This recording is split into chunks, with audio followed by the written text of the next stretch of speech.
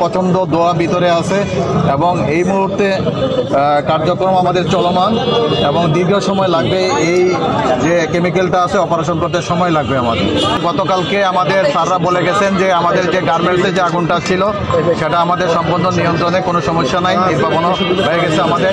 কিন্তু কেমিক্যালের যে আগুনটা আছে এটা সময় লাগবে, এটাকে অপারেশন করতে হবে। অপারেশন করার পরে তারপরে গিয়া এটাকে আপনার সমাপ্তি ঘোষণা করা হবে। ভিতরে অবস্থা প্রচণ্ড ধরনের আপনার দোয়া আছে, সাদা দোয়া আছে, যেখানে ভিতরে ঢোকা যাচ্ছে না, এখনো ঢোকা যাচ্ছে না, এখনো আমাদের অপারেশন কাজের জন্য। কেমিক্যাল গোডাউনের ভেতরে কি মরদেহ দেখেছেন আপনারা যারা গিয়েছে? যেহেতু কেমিক্যাল গুদামটা তালাবদ্ধ অবস্থায় ছিল, যখন এই আগুন লাগছিল তখন তালাবস্থায় ছিল। আমাদের চিন্তা ভাবনা আছে হয়তো কেউ নাই, তারপরও আমরা পুরোপুরি অগ্নি নির্বাপন করার পর বলতে পারবো এটার ভিতরে কোনো লোক ছিল কিনা। এই ধরনের ক্ষেত্রগুলো যেখানে এই ধরনের কেমিক্যাল রাখা হয় এগুলো বেআইনি।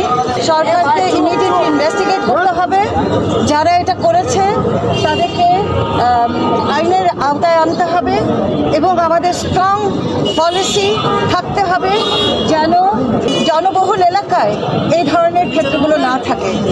আপনারা জানেন এর আগেও পুরোনো টাউনে এই ধরনের ঘটনা ঘটেছিল এবং যেহেতু ওটা খুব জনবহুল এলাকা সেই কারণে কিন্তু ওই জায়গাটা থেকে সরিয়ে দেওয়া হলো। তার ফলে যেটা হলো প্রাইভেট এই ক্ষেত্রগুলো বিভিন্ন জায়গায় চলে গেল এবং এটা চিহ্নিত করে আমাদের অতি সত্বর জরুরিভাবে দরকার এগুলোকে চিহ্নিত করে এগুলোকে উৎখাত করা যাতে জনবহুল এলাকা থেকে এগুলো বের হয়ে যায় এবং যদি পলিসি পরিবর্তন লাগে তাহলে পলিসি পরিবর্তন করতে হবে।